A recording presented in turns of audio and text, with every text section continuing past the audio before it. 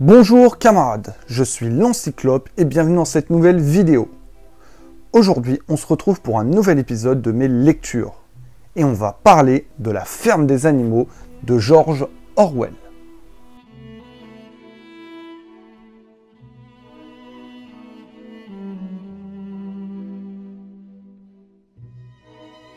La ferme des animaux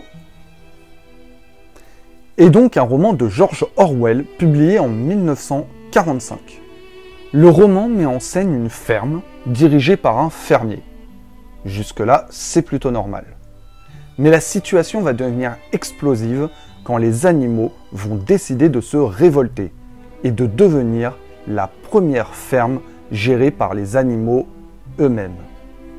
Une fois la ferme prise en leur pouvoir, les animaux s'organisent une société totalement égalitaire et sans prendre aucun des caractères humains jugés nocifs. Des commandements sont même créés pour cela. La ferme est organisée par les cochons, considérés comme les animaux les plus intelligents. Deux cochons vont notamment avoir des différends quant à la manière de gérer la ferme. À partir de ce différend, les choses vont radicalement changer et le rêve de la ferme des animaux tournera au cauchemar.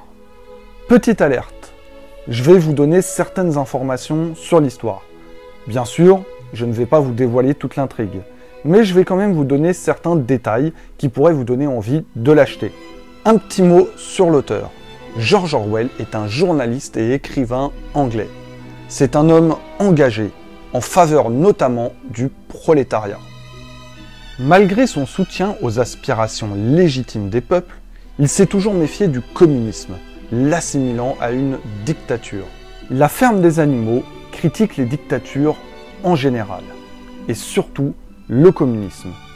On y retrouve les notions d'espoir, d'égalité, et finalement de dictature. Et surtout la sensation que rien ne changera jamais. J'ai adoré ce livre. Je l'ai lu d'une traite tellement c'était passionnant. On vit vraiment la vie de cette ferme qui bascule dans la révolution, puis dans la dictature. Les personnages sont également très intéressants. On y trouve Sage l'Ancien, le cochon qui a mis le feu aux poudres. Il n'est pas celui qui fait la révolution, mais celui qui l'inspire. C'est un mélange entre Karl Marx et Lénine. Son discours au début du roman est typique des discours pré-révolutionnaires. On trouve également Douce, une jument un peu naïve qui souffre en silence sans remettre en cause le pouvoir.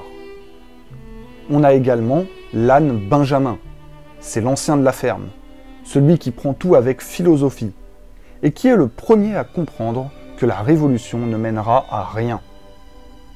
Il y a également le cheval Malabar, le plus gros travailleur de la ferme.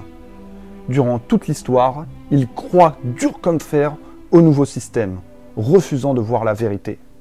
Sa fin sera tragique. Parmi les cochons révolutionnaires, Brille Babille est le propagandiste principal du nouveau régime. Il est chargé de valider tous les mensonges du pouvoir. Boule de Neige, quant à lui, est le héros de la révolution. Il est celui qui prit rapidement le leadership et qui rédigea les commandements. Il est le seul cochon à véritablement considérer les autres animaux comme ses égaux. Il sera chassé du pouvoir de la ferme et servira de bouc émissaire au nouveau régime. Et enfin, Napoléon, le dictateur. Il va prendre la place de Boule de Neige et va organiser une dictature par la terreur, notamment grâce aux chiens de la ferme.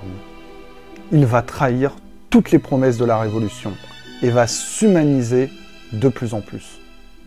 C'est d'ailleurs l'une des scènes marquantes du roman, et la dernière en l'occurrence.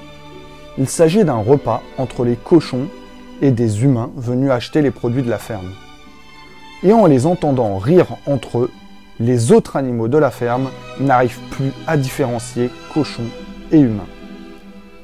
Toutes les étapes de la mise en place d'une dictature sont présentes. J'ai beaucoup aimé la manière dont les commandements mis en place au début ont été reniés petit à petit. Les différents animaux de la ferme, au fur et à mesure que la dictature se met en place et que la propagande fait son effet, se mettent à oublier les débuts rêvés de cette ferme des animaux.